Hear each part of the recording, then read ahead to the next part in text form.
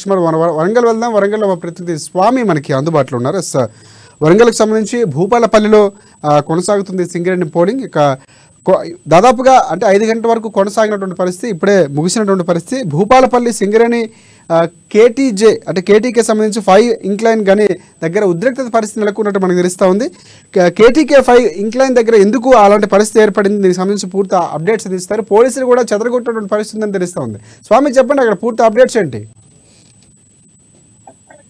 Good evening Rajasekhar. ఇప్పుడు ఇవాళ మొత్తం తెలంగాణ రాష్ట్ర వ్యాప్తంగా సింగరేణి ఎన్నికల సైరన్ మోగిందని చెప్పుకోవచ్చు. అందులో భాగంగానే భూపాలపల్లి జిల్లాకు సంబంధించిన సింగరేణి కార్మికుల ఇవాళ ఎన్నికలైతే జరుగుతున్న నేపథ్యం అయితే కనపడుతుంది. ప్రస్తుతానికైతే పోలింగ్ కూడా ఈ మొత్తానికైతే ముగిసిందని చెప్పుకోవచ్చు. ప్రస్తుతానికైతే 7 గంటల నుంచి 11 గంటల వరకు కూడా పోలింగ్ కౌంటింగ్ ప్రక్రియ కూడా మొదలవుతుందని చెప్పుకోవచ్చు. ప్రస్తుతానికైతే కేటీపీఎస్సీ గారు అక్కడ 2 సంఘాలు, ప్రధాన సంఘాలు అయినటువంటి ఏఐటిసి, ఐఎన్టీసీ కూడా, ఈ 2 ప్రధాన సంఘాలు కూడా ఒకరిపై ఒకరు వాదోపవాదాలు కూడా అంటే వాగ్వాదాల యుద్ధం పరంపర కొనసాగతంతో కూడా అక్కడ ఒక యుద్ధ వాతావరణం కూడా నెలకొందని చెప్పుకోవచ్చు. ఇప్పటికి అక్కడికి కూడా పోలీసులు రంగప్రవేశించి ఆ యూనియన్ కు చెదరగొట్టిన పరిస్థితి అయితే భూపాలపల్లిలో సింగరేణి కార్మికుల సంఘం ఆధ్వర్యంలో కూడా జరుగుతున్న పరస్పర వాగ్వాద దాడులను అయితే చెదరగొట్టిన పరిస్థితి కనపడుతుందని చెప్పుకోవచ్చు. ఇప్పటికీ అక్కడ ప్రస్తుతానికైతే ఇప్పుడు ఉదయం 7 గంటల నుంచి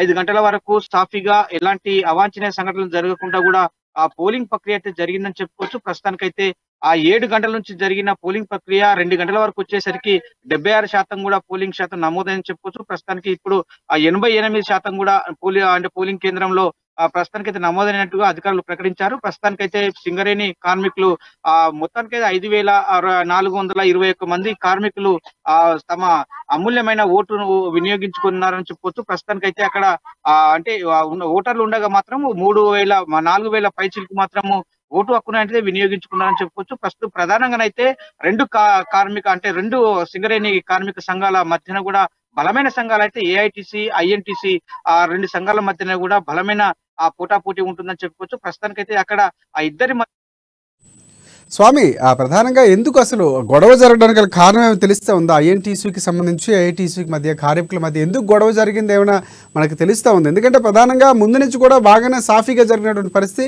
సో ఎక్కడ ఎలాంటి ఘటనలు జరగకపోయినా అక్కడే ప్రధానంగా జరగడానికి ఏ విధమైనటువంటి కారణంతో గొడవలు ఏమైనా తెలుస్తూ ఉందా మనకి?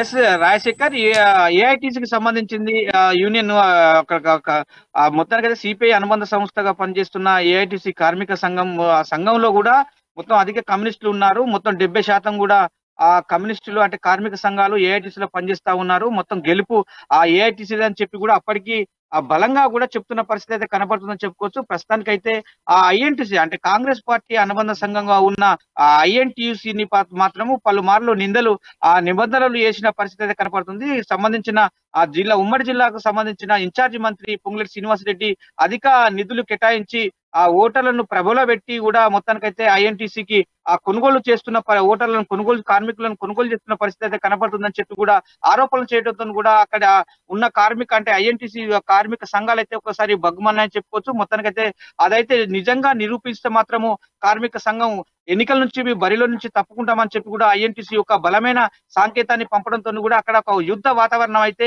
ఐఎన్టీసీ మన ఏఐటీసీకి మధ్య కార్మిక సంఘాల మధ్యలో కూడా యుద్ధ వాతావరణం నెలకొందని చెప్పుకోవచ్చు. అక్కడ ప్రస్తుతానికైతే అక్కడ మొత్తం ఎన్నికలకు కూడా ఒక భంగం కలిగించే విధంగా కూడా ఉంటుందని చెప్తున్న పరిస్థితి అయితే కనబడుతుందని చెప్పి కూడా అక్కడ స్థానిక పోలీసులు అయితే అక్కడ రంగప్రవేశం చేసిన పరిస్థితి కనబడుతుంది. అక్కడ 144 సెక్షన్ కూడా అంటే ఏర్పాటు చేయడంతో కూడా అక్కడ పోలీసులు అయితే ఎప్పటికప్పుడు సమాచారం అందుకొని కూడా ఆ కార్మిక సంఘాల నేతలు అయితే అదుపులోకి తీసుకొని కూడా ఎలాంటి అవాంఛనీయ సంఘటనలు జరగకుండా కూడా ఆ కార్మిక సంఘాల నేతలను కూడా అదుపులోకి తీసుకొని కూడా సద్మనగన కొట్టే పరిస్థితి అయితే అక్కడ ఏర్పడిందని చెప్పుకోవచ్చు రాజశేఖర్. ప్రధాన కారణం ఏంటంటే ఒకరిపై ఒకరు నిందలు చేయడంతో అది నిరూపించాలని చెప్పి కూడా ఆ ఐఎన్టీసీ కూడా కార్మిక సంఘం అయితే బలంగా నినాదం చేయడంతో కూడా అక్కడ ఒక యుద్ధ వాతావరణం నెలకొందని చెప్పుకోవచ్చు.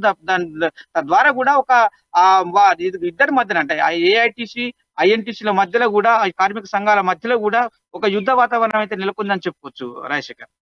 ఎస్ స్వామి, ఫైనల్గా అంటే పోలింగ్ అనేది ఎంతవరకు ముఖ్యమో కౌంటింగ్ సంబంధించి కూడా ప్రక్రియ చాలా ముఖ్యం. ఎందుకంటే సో బ్యాలెట్ పేపర్లు కాబట్టి సో పకడ్బందీగా ఏర్పాట్లు చేయాల్సిన అవసరం ఉంది.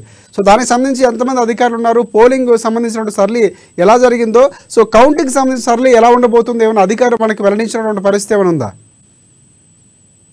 రైట్ రాజశేఖర్, ఇప్పుడు ప్రస్తుతానికైతే కార్మిక సంఘం కమ్యూనిటీ హాల్లో మాత్రము కౌంటింగ్ ప్రక్రియ 7 గంటల నుంచి 11 గంటల వరకు జరగనున్న నేపథ్యం అయితే కనపడుతుందని చెప్పుకోవచ్చు.